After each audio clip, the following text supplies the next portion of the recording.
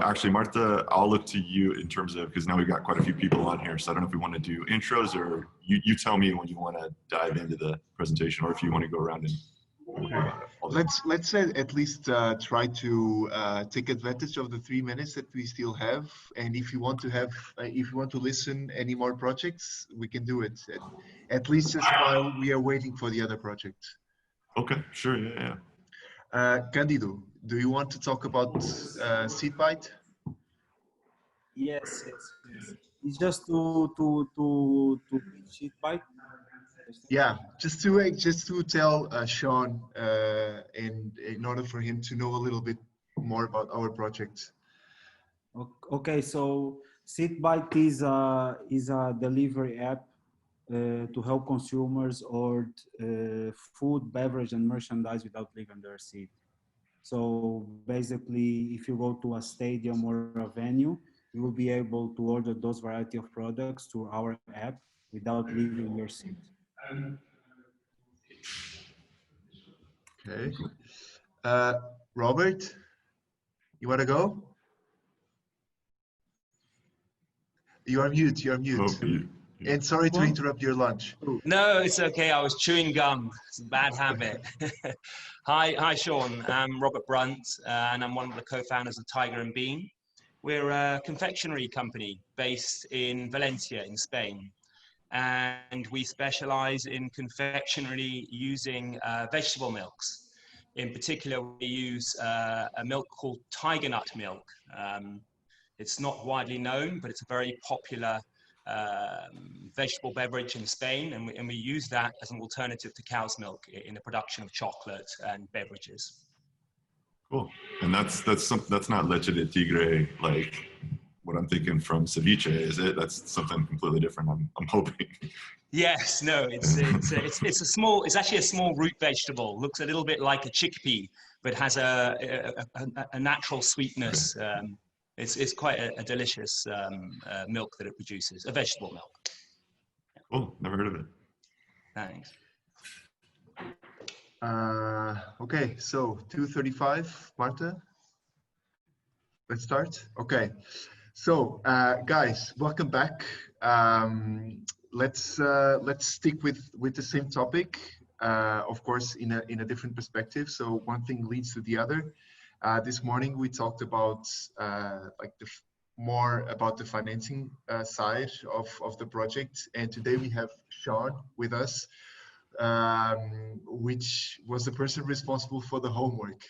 So in order to prepare, well, yourselves, and also to help Sean with this session, he asked us if it's possible for you to watch the video from Startup School about the metrics, and prepare, plan, set the primary on one side, and on the other side, the secondary metrics from your own project.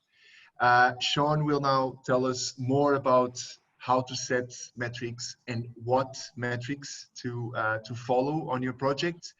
Let me just, and before we start, let me just say, Sean, thank you so much for accepting our invite to be with us on this acceleration program from Start to Table, 3rd edition. It's a pleasure to have you with us, and now it's up to you. Awesome. Yeah, thank you for having me. Actually, real quick, it says that screen sharing is disabled for me. Can you go into security and enable that? Yeah. You can now share, I think, yeah. All right, so let me know, just maybe someone give me a thumbs up if you can see. Yeah, green flag, go ahead. Okay, perfect. Okay, so so good to meet all you guys. It's nice to kind of hear a little bit about what everyone's doing. My understanding is Start to Table. I know that that's like the food and beverage part of Startup Lisboa. And so I'm really excited to talk to you guys. And what we're gonna talk about today is basically developing metrics that like the key metrics that you want to track for a startup. So hopefully everyone had a chance to watch that video that I sent from Y Combinator Startup School. If not, it's not a big deal, but you probably want to watch it at some point because that gives a nice kind of foundation for what we're going to now talk about today. Just real quick background, 30 seconds on me. I've been in tech since 1997. I've had kind of a long, winding career, worked for a lot of companies, used to be a computer programmer way back in the day. I've run a couple of my own startups, and most recently I worked for this company for 5 years. I was their head of sales, and I'm now what they call fun employed. I'm doing a couple different things, little side projects, and a commission-only arrangement for a guy with an interesting technology. So I just have a kind of a very wide, meandering career. You can learn more about me on LinkedIn if you like, but I've seen a lot, I've done a lot, and I think I can help you guys avoid some of the mistakes that I have made. So with all that said, let's kind of get going on this. And I figured the easiest thing to do, I want to tee things up before we get too far into this with 2 different quotes. This will kind of set the stage. So all models are wrong, some models are useful.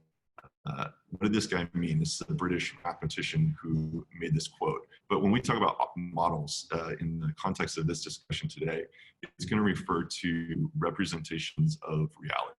Things that we create, it's almost always going to be like a spreadsheet, a Google Sheet or Excel model of some financial projection or trying to predict. It's things that have predict value that we create. But what does this mean? All models are wrong. Some models are useful. So all models are wrong. By that meaning, everything we make that tries to approximate reality is inherently just a model. It's a replica. And so it's never going to account for all the factors, all the variables involved. It's inherently a representation of it. So it's going to leave stuff out, and therefore it's going to be wrong. It's never going to be 100% accurate to predictive value of the way reality is going to unfold. But that doesn't mean that it's not useful. So every projection we make, every spreadsheet, all these things are just never going to be perfect. They're never going to be right, but they are useful. And which they're useful is the more accurate we can make them, the more useful they are. Something else, oops.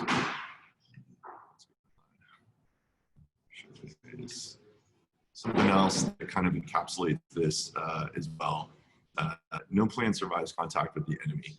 I have no idea what battle this is or what photo, who we're even looking at right here, but I guarantee you that whatever they were planning in this photograph, 5 minutes into how that battle actually unfolded, this replica that they made, in other words, this artifact that they were dealing with was completely inaccurate 5 minutes into the actual battle, right? But the planning process itself was the thing that was valuable. And if they did it well enough, then it's almost like the model doesn't matter. Like when you make your business model canvas and your spreadsheets and the things that you end up generating, in the course of building out your respective businesses, those artifacts are almost immediately obsolete as soon as you make them, or at least day one of business, whatever you made leading up to that, you're going to learn something that immediately makes that just irrelevant. It's not accurate anymore. But that planning process is what's invaluable. And so I just really want you guys to all internalize, if you take nothing from this whole talk, hopefully that the essence of that is something that you'll come away with, in that models are useful, but they're always wrong. Okay, so let's start from there. I don't know why these slides aren't loading, but here we go. So, okay, so with all that being said, here's what we're going to cover today.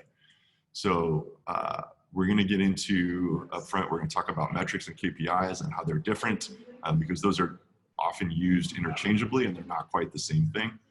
We're going to talk about what is the right scale and resolution to use in whatever model you're working with. We're going to try to define your primary and secondary metrics, and hopefully you've already taken a stab at that, having watched the Y Combinator video. We're then going to create a simple dashboard. I'm going to show you an example of how we take a conceptual model and then turn that into a tactical something that we can actually use. And then we're going to talk about when does it make sense to ditch or revise the model structurally that you're dealing with. And then we'll have time for Q&A, hopefully at the end. And I budgeted the full hour for this, so you've got me until 3:30. We can use that time. If you want to interrupt me with questions that you have along the way, like, this is your time. I want to make this most valuable for you guys. So feel free to chime in the chat, or if even you want to unmute yourself and ask a question while we're going, I have no problem with that. Okay, so let's dig in. So metrics versus KPIs. So does anyone want to take a stab at what a metric is? A metric is very simply a measurement. That's all it is. It's a measurement of something. Anything that you can measure is a metric. A KPI is a vital sign. So think of it like, you know, your pulse, your blood pressure, your pulse ox, you know, oxygenation levels, things that indicate the health, like important metrics that are key, your vital signs, like something that if you were dying, a paramedic would go and use these to figure out, to quickly assess your status. Think of KPIs as in that way. They're special metrics that reflect the health of your business and to help you know if you're winning or losing, basically. So very fundamentally, I mean, I'm sure people have more sophisticated definitions, but that's how I want you guys to think about it. Metrics are just measurements. KPIs are special metrics that are focused on those key aspects of your business that will help you understand the health of it. Okay, so now let's talk about the scale and resolution. This photo was shot from Apollo 17, I think 1972. This was, has been famously dubbed the blue marble photo. It was the first time that humanity was ever shown a photograph where it's everyone.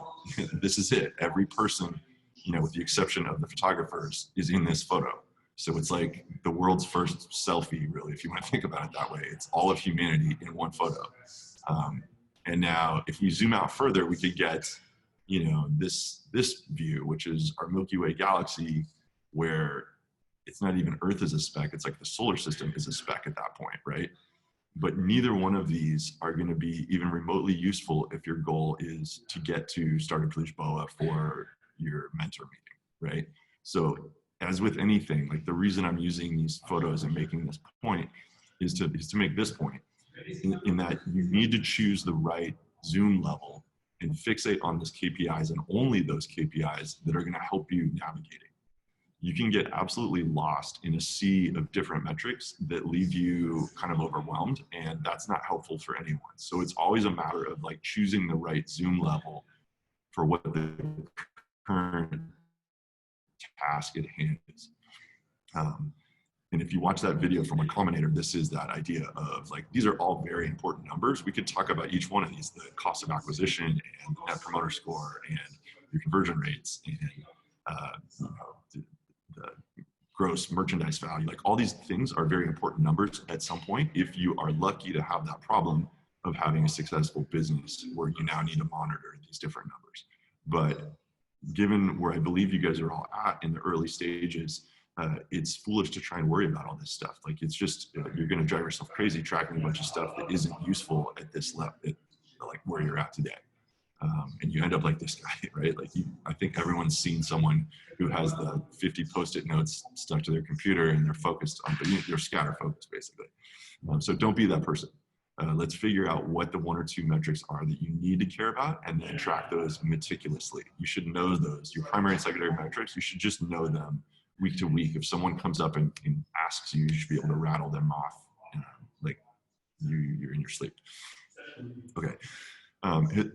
I can't see you guys because I've got the video minimized, but I don't know if anyone happens to have read this book. If not, it's a very good one. I highly recommend it. It's probably one of the best books I've read in 2019. It's called The One Thing by Gary Keller, who is this real estate mogul. And it has a very simple concept, and this is it. He has something called the focusing question that is, what's the one thing I can do such that by doing it, everything else will be either easier or unnecessary? And that's it. You just ask that question. You can keep asking it. It's like a fractal 80-20 that allows you to drill in and drill in and drill in.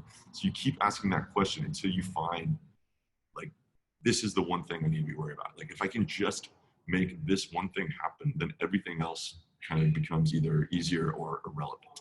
And so that's how I think, you know, there may be different ways that you arrive at what your primary metric is, but to me, it's the result of asking the focusing question from the one thing. And if you do that right, then that one thing, the primary metric measures that one thing. And so, the question is, what is my ideal primary metric? There's a lot of them, right? Like that list that we just saw. So is it monthly recurring revenue? According to that Y Combinator startup lady, she says that 90% of the time it is going to be MRR or active users. But now let's just think like scenarios where monthly recurring revenue doesn't make any sense. If you're a big company, let's say you're making, let's just say you're not even a big company. Let's say you're making like $100,000 a month. Can you learn everything you need to know by your MRR at that point? Like, could profit have something to do with it? What if you're spending $200,000 a month, right? Like, so without knowing your profit, that's kind of a meaningless number. If you're an investor in that company, do you care about profit? Well, somewhat, but you probably care more about like, if you gave them $1 million and they're making, let's say $100,000 a year, you're probably not going to be too happy with that, right? So return on investment becomes important.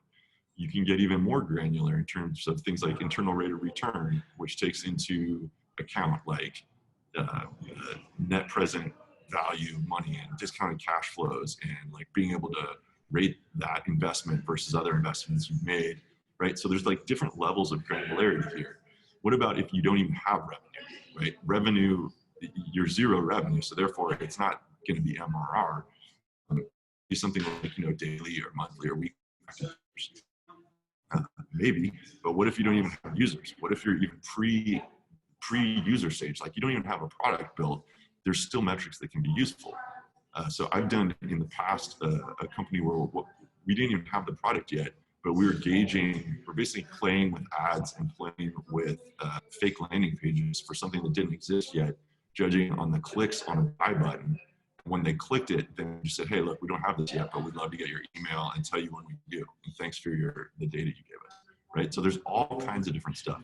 If you're Amazon, you're way late in the game, right? Like you're way advanced. You've got far bigger things to worry about. So the numbers that you're caring about are things like percentage of the total market share, or even arguably percentage of GDP, for the country to which you pay taxes to, because you're that big. So the point of this is, it's this idea of zoom, and like picking the right level to zoom to, like, is half the battle. It's really, there's a phrase I've heard that said, like, management is doing things right and leadership is doing the right things. So we're trying to get it like on the leadership side of this, like, what is the right thing? How do we zoom into that and being focused on that? And that's half the battle with this stuff. Okay, so I'm going to give you an example right now. This is it's a lifecycle marketing diagram. This was for a business, this company, Pagely, that I was head of sales for 5 years. This is just a very simplistic view of kind of what our customer journey looked like. And I'm going to talk you through it, and then I'm going to show you how this conceptual sketch, how it maps to the spreadsheet that comes to track the stuff.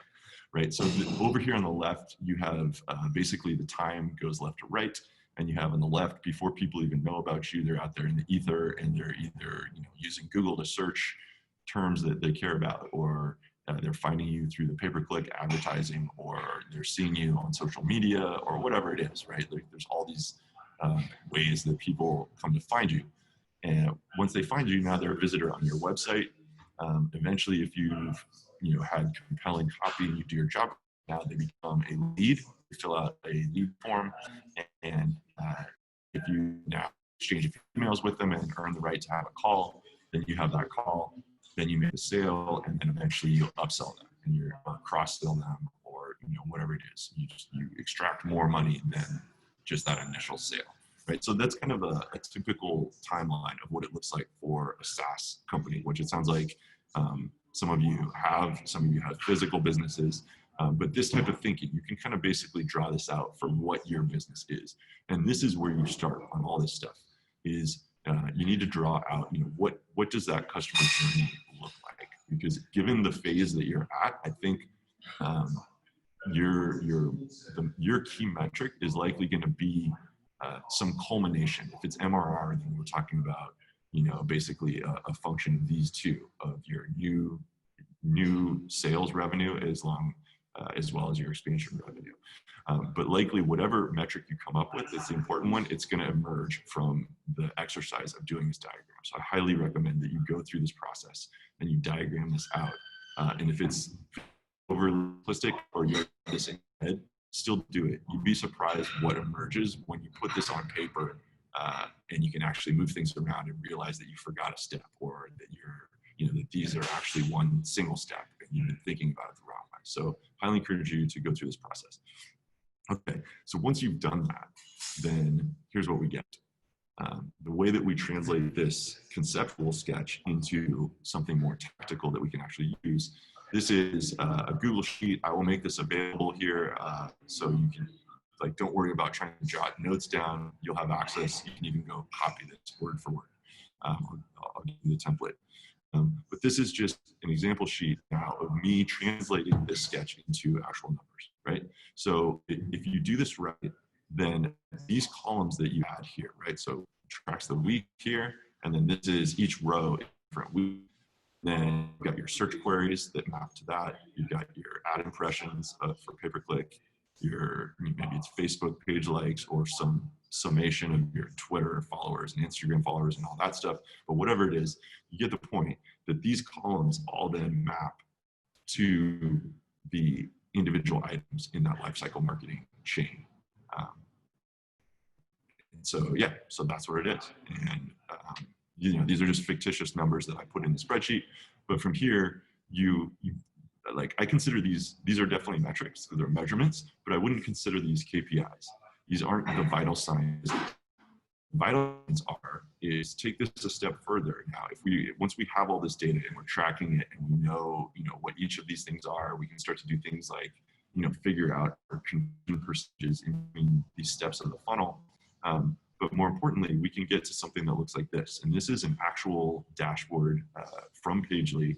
Obviously, I blurred out the numbers, but these are the KPIs, and these are derivatives of those metrics. So things we start to calculate that we care about is what our average deal size, what's our calls booked, calls held, our confidence score after having a call of closing that deal, the percentage, like sales cycle times, and closing rates, stuff like that. So those are the numbers. Those are KPIs, because those are the vital signs of business and something that help you understand how you're doing week to week in a single number. Okay, so far so good. Anyone have questions at this point? Maybe this is a good stopping point. Maybe not. Okay. All right, let's keep going. Sorry, Sean, can you share these Excels? Do you have a sample? Yeah, Excel? Yeah. Oh, it's on. Oh, great. Grid 7. Yeah, that short link right there, grid7.co/metrics, is that spreadsheet. Mm-hmm. You can go get a copy of it there. Awesome. Cheers. Cool. Okay. And again, I will make these slides as well available at the end. I made a short link for the slides as well. These are just a Google slide deck. So, okay.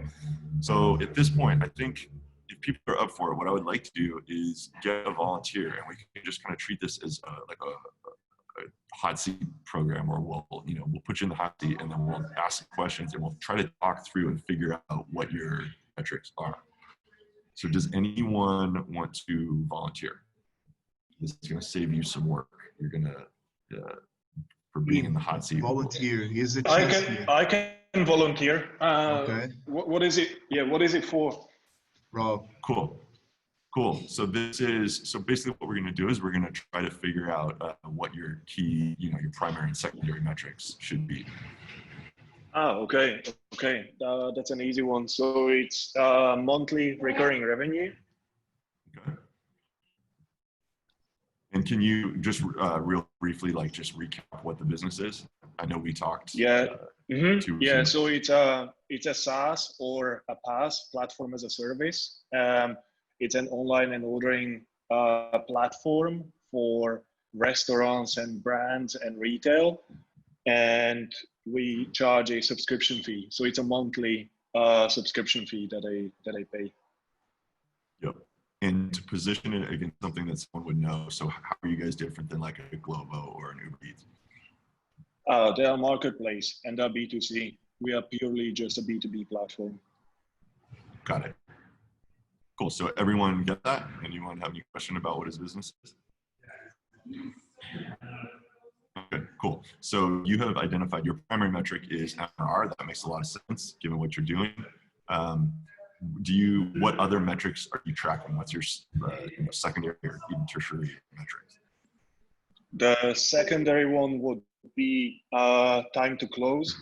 So yeah, right now, because we are super early stage and we haven't really launched officially. So right now we are running pilot, but from next week on, I already started selling, but as a company, we will start selling from next week on, and we will be tracking these two. So the revenue that's coming in per customer, the recurring revenue, but also the time to close. So we need to get an average. Yeah, first of all, we will track the first week, how long it takes to close. If we close 10 restaurants, how long did it take for each one of them? And we will get an average. So this would be the secondary one. Cool. And are you using like some kind of CRM, or do you have a spreadsheet of the deals that are in flight so you know when they were started and when they closed to get that information? Mm-hmm. Yeah, so we use HubSpot. Cool. Perfect. All right. What other, I mean, that's a great set. I mean, like realistically, you probably don't need to be worried about too much other stuff than that. If we were going to zoom in, like, so that MRR, I think of again as being like that blue marble photo. That is like your high level, like one number, right? That kind of summarizes everything. But if you zoom in to the street view, what are the things that, like, you know, what are you tracking? You know, what's involved in a deal? I'm assuming like there's some like leads and call numbers and that type of thing, or what are you, like, what are you thinking about that? Yeah, so right now we do have a marketing team. It's interns. They are basically just posting.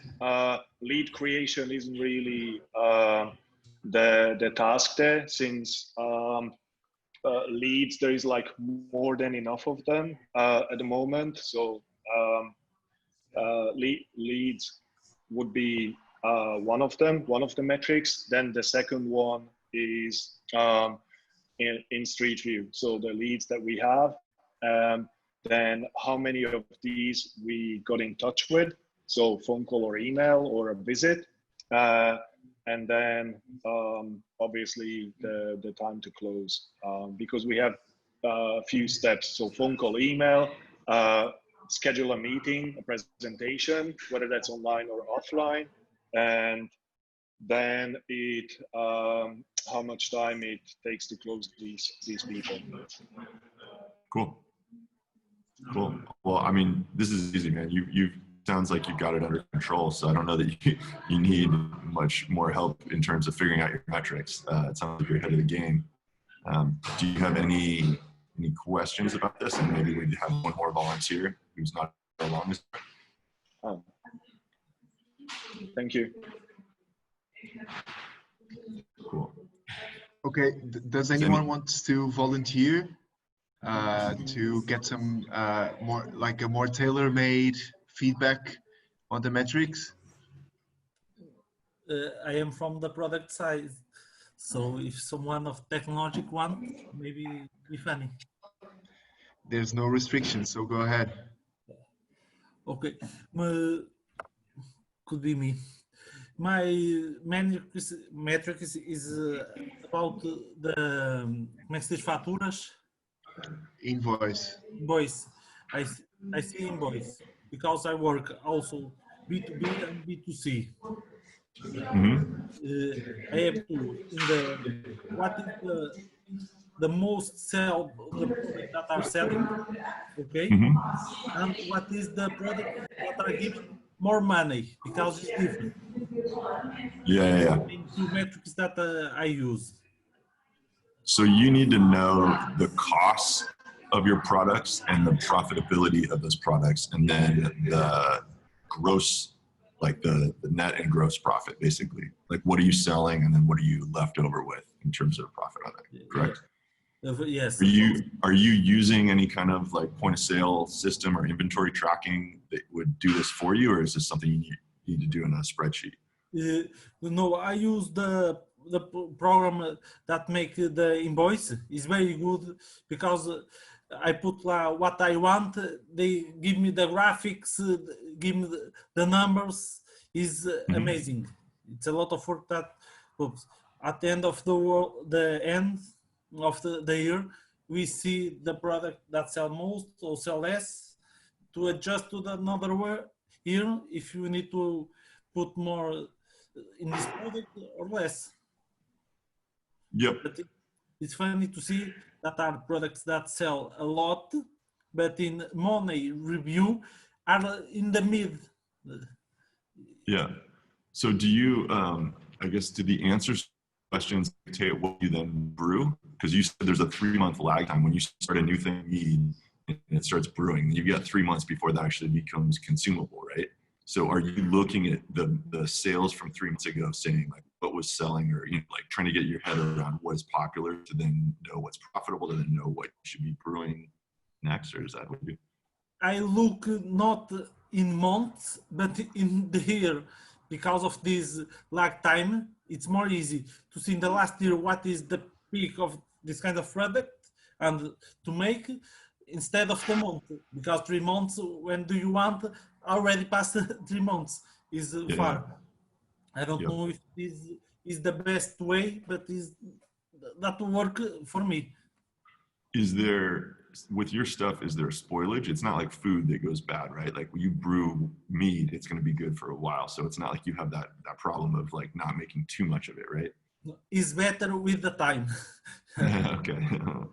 The main problem is I don't want to have a lot of products in the warehouse because it's stop money. I don't want to have money stop there. I need to have only enough to this. Right. Yeah. So, I mean, so, well, you tell me, what do you think your primary metric is? My like I say, it's the invoice. Is what I use. Don't know if is the best. Yeah, I think it's still sales. For you, it's probably something like, gross monthly sales, but you also have that profitability to be factored in there. So I would say with this stuff, like we don't need to get too rigid in terms of thinking like, oh, I need a primary and I need a secondary metric. Again, it's similar to that idea of like having the right resolution to do the job. You want to just have the numbers that give you the information you need to know to be able to make sensible decisions. Ultimately, that's what we care about. And whether that's 1, 2, 5 numbers, it's going to be different for everyone based on your unique scenario. So the information you need to make good decisions is, what's popular, making sure that whatever you're creating is profitable. You don't want to make something that costs more, than you can sell it for. But as long as you're getting roughly that information, then that's going to give you hopefully enough information to optimize. And like you said, not to have stopped money. You want to have as much free cash flow as possible, but also have enough inventory on hand so you don't run out when you could be making sales. Don't easy. The client always guess what we don't have in the storage. Also every time. It's amazing. Well, so I'm thinking out loud here, but if you have that happening quite a bit, where there's like, missed opportunities because you don't have enough inventory in hand, I almost wonder if you couldn't figure out a way to do better pre-orders, or go find an investor who believes in you, who can basically bankroll some of that, and then you'll give them a return on, the sales that you're missing out on right now. But like, there's other ways to attack that problem if you were having that problem of basically inability to keep up with demand. At this moment, I don't have this problem. This is one of my biggest problems in the first year because of that. To eliminate this problem, what I make, I don't bottle all. I only bottle a few bottles to have for a few clients. But I storage almost everything in the barrel. if you want an order, I bought in the moment. It's more costly, but in terms of having stock, you have full stock all the time in the measure that you want. I think for me it works. Result. Yeah. So you pay a little hit there in terms of profitability, but it's just in time. Yeah, exactly. Inventory. So that's great. Cool. Anybody else want to go? Maybe one more volunteer, and then we'll move on.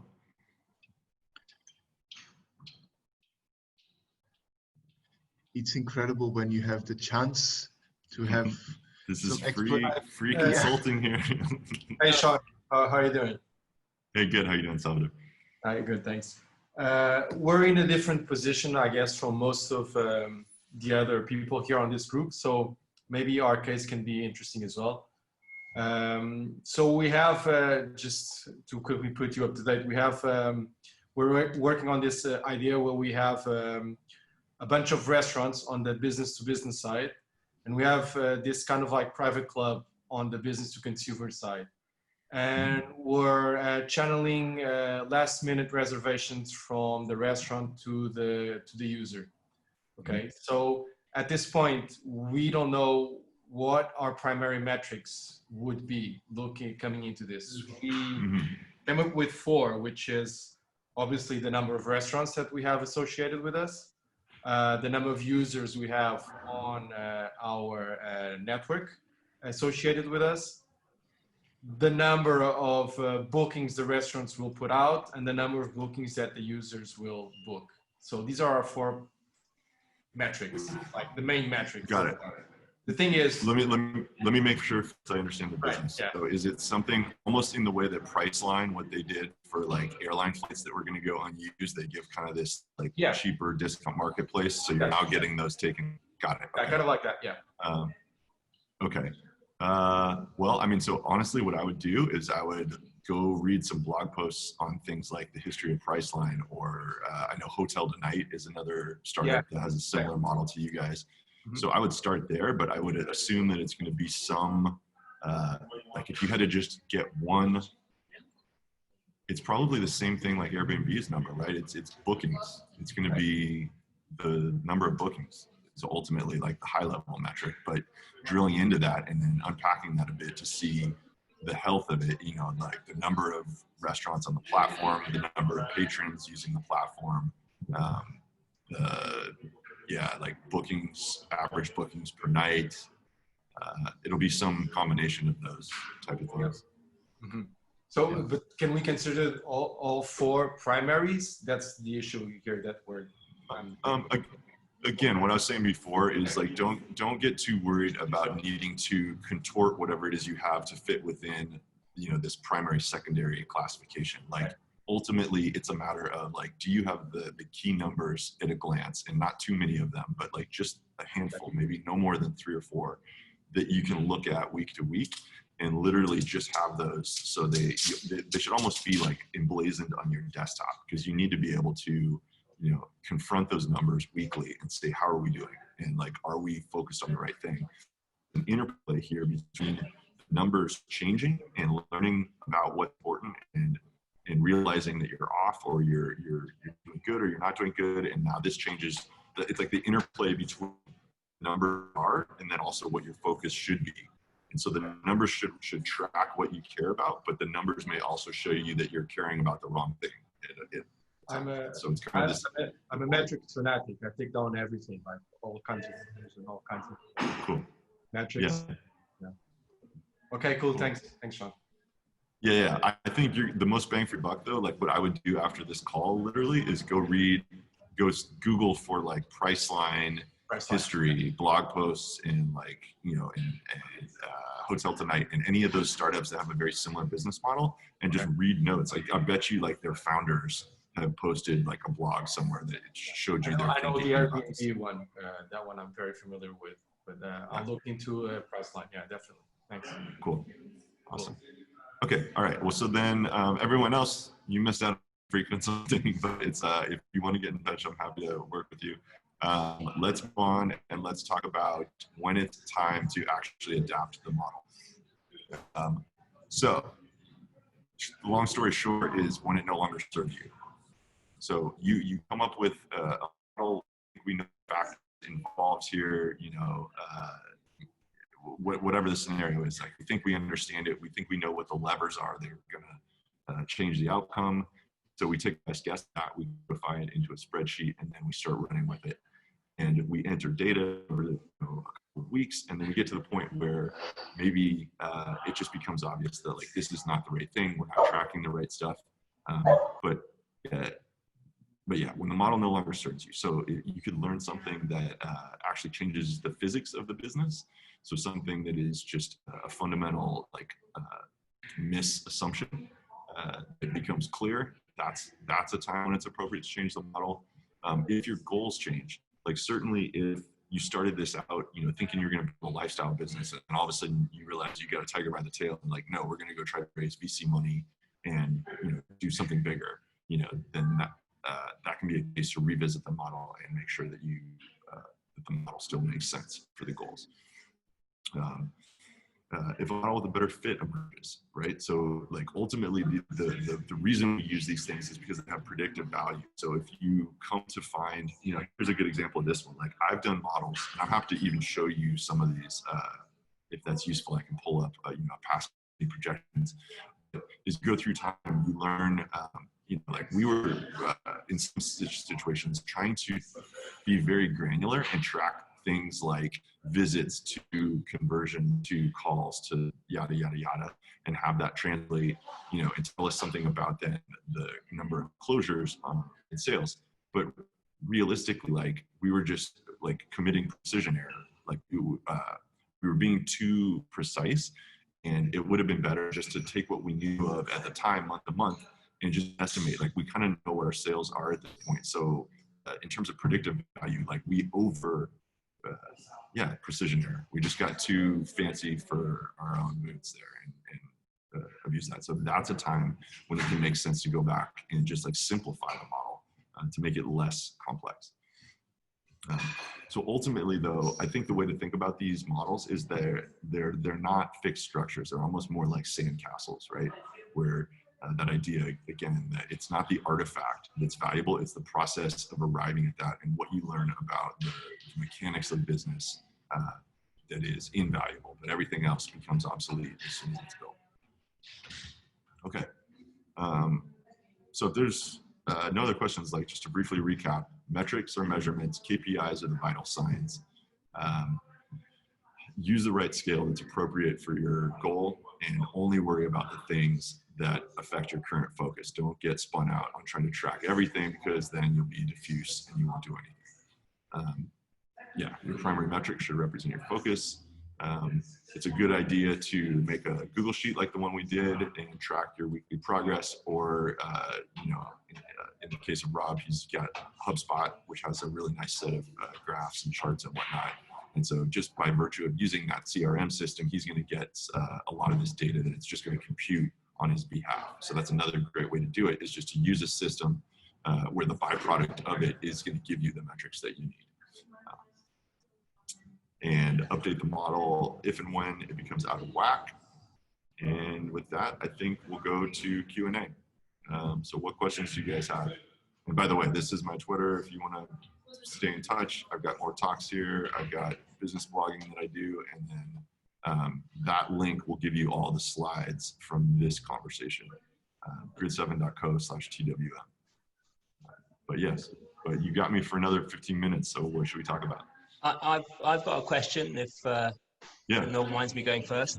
Yeah. Hi again, Sean. Yeah, it's just a question, sort of, I guess this maybe would be a secondary metric, and it's maybe not so easy to measure because it's not necessarily financial, or certainly not immediately.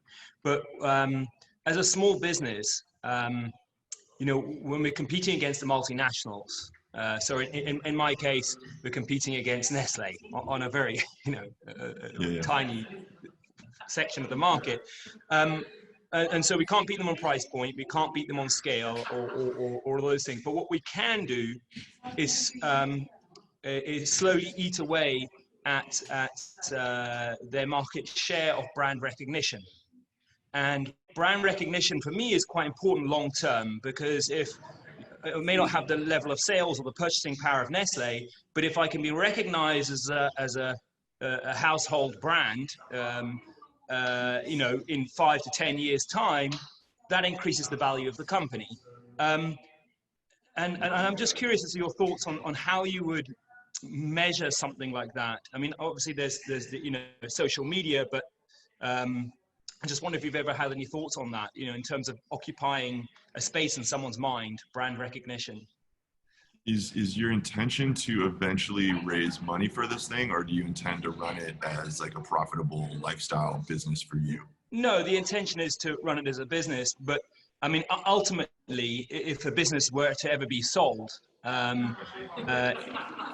it's to some extent, particularly in food, it's also about you know, brand loyalty as well as sales, and particularly because, you know, as a small company, I was saying that our purchasing power for the ingredients and all those things are much lower than some big companies, so we can never compete on price.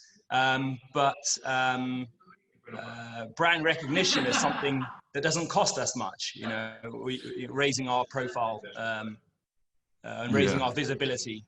I mean, honestly, I would say if it were me, I would say it's a vanity metric. Like, it's something, if it doesn't really affect what you're going to do day to day, like it might make you feel good to know that you're increasing in mind share in your local community in terms of confections.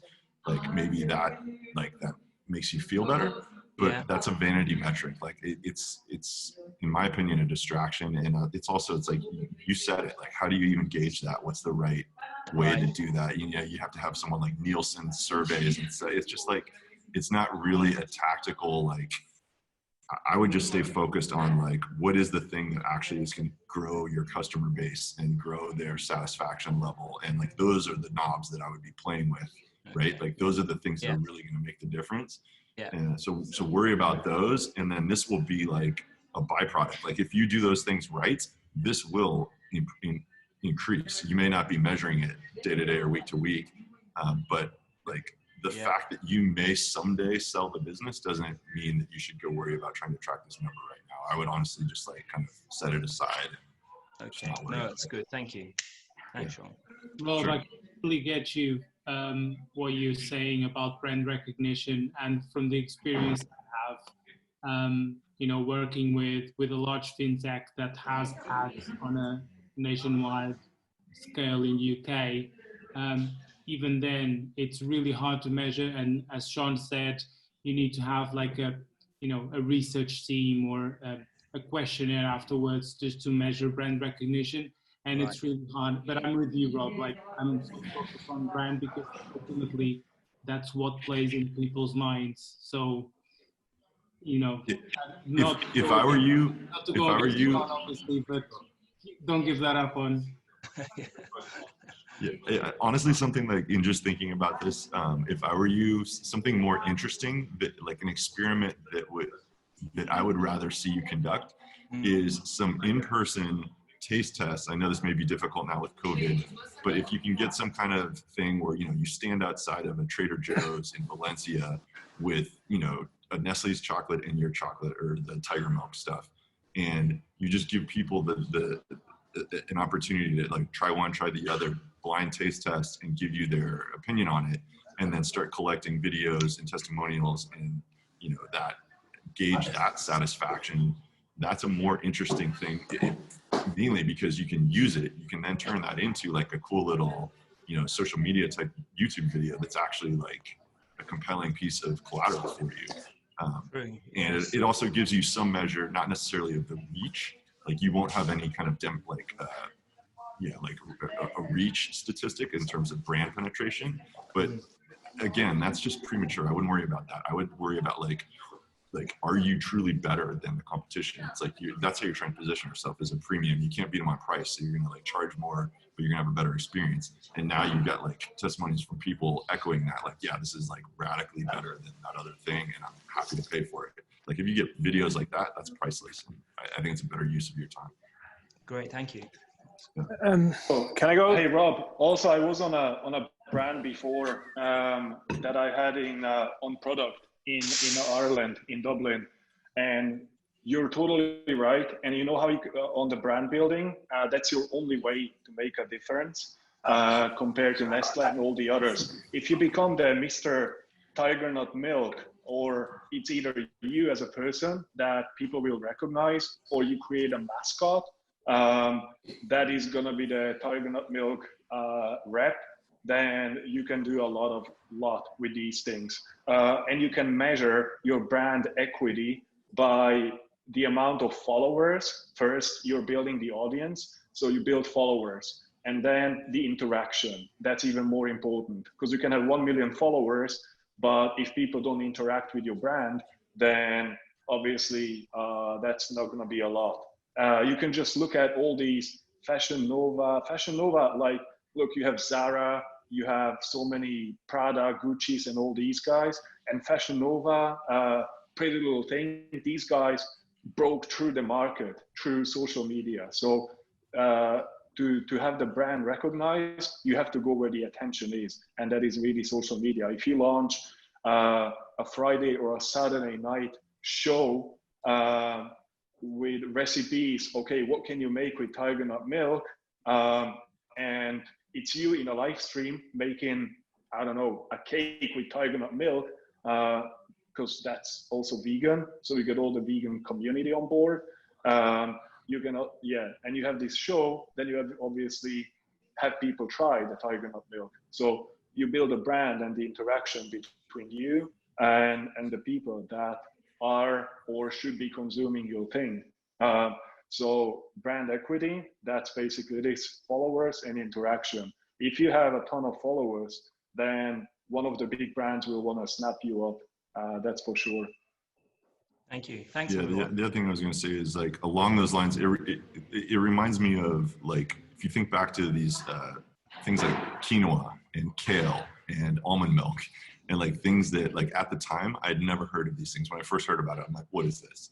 And then it just becomes this absolute craze, right? And getting ahead of that, if you know that this tiger nut milk thing could be like the next kale or the next quinoa or the next almond milk, then getting ahead of it now and owning the search, you know, like you said, like build a weekly show, or, you know, the blog that has everything you want to know about tiger nut milk, and now you are that name that everyone comes to for, like, figuring out things they can make with it or whatever. That's that's how you own that mental real estate, and that's how you can lock that up. And somewhere down the road, someone wants to buy the #1 blog around tiger nut milk, and whatever, then you sell out. Alberto? Yes, sorry, I'm in the move, so I don't know how my signal is. Bit of a weird question because it's not fully aligned, but it does have to do with brand reputation and recognition. So we're suffering actually the opposite to that. We are getting, like, for the last week, like 10 days or a week, we've been kind of attacked and compared with a similar project that also does. So our project is Equal Food. We focus on imperfect produce, and we're getting like this constant attacks comparing us to another project and accusing us of plagiarism and this and that. And this happens at a moment where we've managed to grow our social media to a relatively good state. Like we've grown it like 3x. It's not a lot, but it's like 2,200 followers, something like that. How to deal with that? Like, how much you engage in it? Do you make a formal communication? Like any advice onto how to differentiate without attacking the other brand? I don't know. I'm just saying, like, I've got this tension on my neck. This thing has been killing me for 4 days, and it's like we don't know what to do. It's just like it keeps coming and coming and coming, super toxic. And yeah, wondering if there's any tips, or anyone has suffered something similar and could share.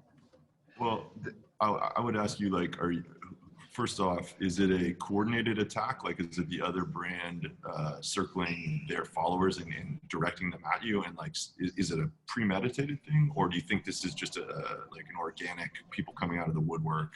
And did something prompt this? Like, well, I need to understand more about why it's happening. Yeah, pretty certain is a premeditated, coordinated thing. Something interesting that happened is we started getting responses. So, like, after replying with more of the same and like giving our arguments and being fully transparent, some of our followers started defending us. and replying to those attacks. But yeah, it's like 6 to 8 profiles coming over and over again, is repeated. Like, we do know who's behind it, and like. Yeah. So the question is like, does it merit diverting energy to fighting this publicly, or can you just excise those people and be done with this? Like, block those profiles, move on. Or is this like a systemic thing that you that was my need to suggestion, address? but then like the team was saying like, no, we can't block. It's like, it's organic posts. Like if it's paid ads, yes, okay to block. But if it's organic posts, like maybe not the best to block comments. I blocked actually. Like I was like, you know what? Like these two, I'm blocking them. I'm done with them. But it's then like someone else will come and say like, yeah, you're blocking comments and deleting and blah blah blah blah blah blah. Yeah. So then I would just challenge it head on. So I had this happen to me the other day on something, and I got basically attacked. Like it was only 2 people, but it was like very vicious attacks on a social media post. And the way that I squelch it is that I just said, look, we can bicker here publicly about this, or let's just do a real-time debate. You can come out of your mom's basement, and then we'll have we'll record a Zoom webinar, you and me, and we'll talk through this, and then we'll just post that publicly. And anyone who then wants to go through and see this can, either be a part of it and ask questions of their own, or they can watch the video.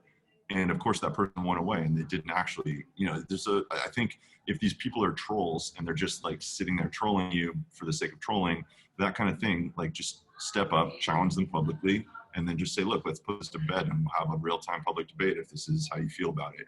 We'll take you on that way. That's one way that you can just squash it. Yeah, I'm pretty certain they won't show up. Like we'll do that, and Noah, like we've actually tried to engage with them directly with messages, send them messages like, hey guys, if you want to discuss about this, let's have a conversation. Like we'll tell you like all our arguments, and then you can carry on if you want. But then obviously like the messages are not even read. Like there's no interest in like constructive communication. It's just like pure toxicity and attacks. But I guess. Well, so there's a phrase: "Don't feed trolls," right? So anytime you engage with these guys, you're actually feeding the trolls. You're encouraging this kind of behavior. So I mean, my opinion here is either you can ignore it and they'll kind of extinguish on their own, or you can challenge them publicly and make a one-time thing to squash it, and then that will be your answer. If they fail to respond on that, then just be done with it. Block them and say, look, you had your chance. We're giving you, this is your one chance if you want to do this, but you're not going to corrupt our social media channel, and this is our real estate. So GTFO. Yeah, good point. That encourages me to block them, so I'll probably do that. Don't feed the trolls. I love that. I'm gonna tell them. Yeah. Don't feed the trolls. Okay, so I have a couple of ideas for you as well. We can chat afterwards because we have the same problem as well. That was what about maybe if we have time, if not on the community event, even if we are focused on a different topic, but if there's like 2-3 minutes to talk about this, we'll do it. So guys, we have time for 1 or 2 more questions about all the information that Sean shared with us, and of course try to help you on planning your primary and secondary metrics. Any questions on this? Yes, I have a quick one. For startups that don't have traction yet, how do you try, when do you start to, of course the planning needs to be there, but when do you start planning and doing your metrics? Because sometimes you need to start before and have that the metrics before, because you can build your app or your product behind those metrics and have the database, the backend, just to take out those metrics. So as a startup that doesn't have a product yet, how do we do that? Do we wait to have traction, or do we start now? So I guess you had me and then you asked me there for a second. So your question is, you don't have anything right now. You don't have a product. Yeah. So you're asking, what do you track at this point, not having a product? Yes. basically. Okay, so that was the example that I gave here with the clicks on a fake buy button. So literally at the point where we didn't have a product in a startup that I was at, Scratch Audio, we literally just made a landing page and positioned it as if there was a product, and then ran ads to that product and engaged on the clicks on the buy button.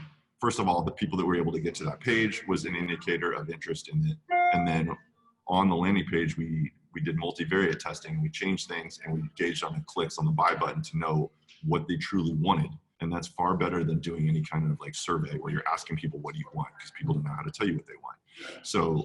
So things like that, where no product existed, but you can basically fake that, represent a pseudo product and then gauge buy behavior, and then basically follow up with, on the thank you page of that click, you want to say something like, hey, thank you so much. We're gathering data. This actually doesn't exist yet, but we'd love to keep you informed when it's available. Can we get your email address? So that kind of thing is a really useful way to play that situation. Is that what you're asking, or is it something different? Something similar to that. Yes, but the answer was good. Thank you. Okay.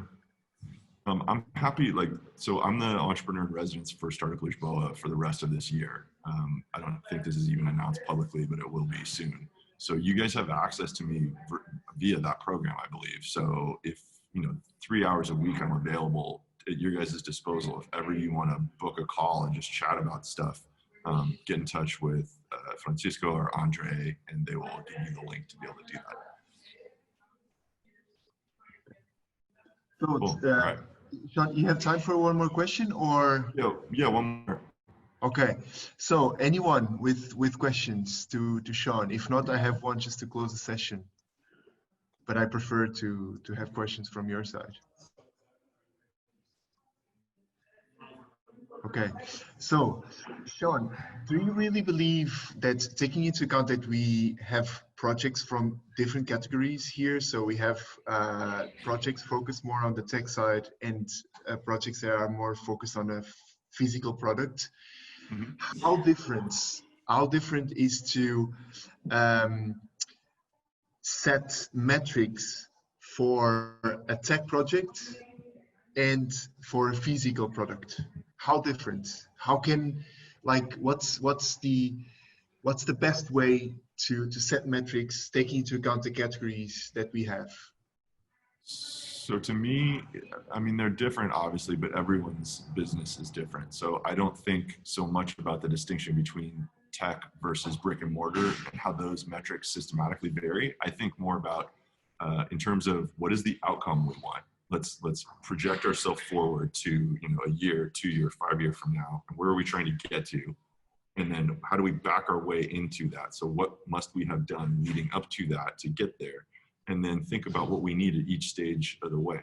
If we're raising money right now, what do we need to demonstrate? If we're not raising money, we're just trying to get revenue and users, what do we care about? And week to week, what do we need to be focused on to make that happen? And to me, those are applicable, whether you're a SaaS online business or whether you're brick and mortar restaurant business. It doesn't matter. You're still going through the same thought process of what numbers mean we're healthy, what are the proxy metrics that we can look at quickly. It's funny, one that I heard that I really liked was, this was a great example of a proxy metric.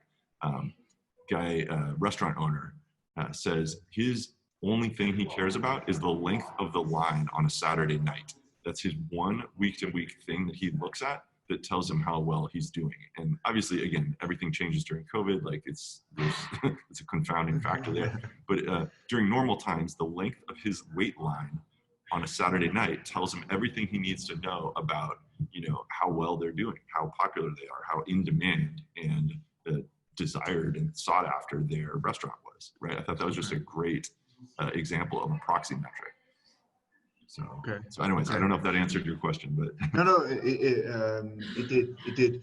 And just to finalize, what's the just like we've talked on our prep meeting, taking into account that we have here projects more on the early stage and also products that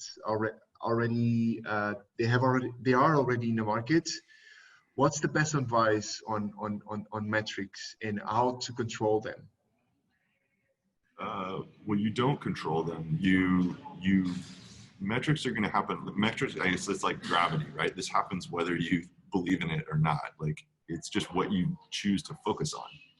And so, like, I'm of the opinion you should be tracking everything, but only paying attention to a few things, right? Because you only, like, you want to log as much data as possible so that after the fact, you can go back and you say, oh, you know what? I've got an idea. We can test this theory, but we need to know, you know, what were our mead brew times, right? Like, were we tracking that? If we weren't tracking that, then we'll never be able to know the answer to that question. But as long as you're logging that data somewhere, that's important. But now, just because you log it doesn't mean you pay attention to it week to week. What you put your focus on is the KPIs, and you should only care about a few of those. So yeah, so track everything, pay attention to a few things. Okay. So, Sean, once again, thank you so much for being with us, for sharing more information on how to manage, how to see metrics on a great like in gravity, you know. And I'm sure that you gave very interesting insights to our projects, and it's really good to know that you're going to be the entrepreneur in residence for the next year. Thank you so much for your time. Guys, just if you did not yet took notes on the social media from Sean, you have 5 more seconds to do so before Sean leaves. And I think that's taking into account the quality of the presentation from Sean. And since we did not did this last week, what about turn your micros on, and on the count of 3, give a big round of applause to Sean. Are you with me? Thank you, Sean. Okay. 1, 2, 3, let's go. Thank you guys, appreciate it. Sean, thank you so much. Thank you. Thank you. Everyone have a good week. Thank Cheers, you. y'all. Thank you. Bye-bye. Thank you.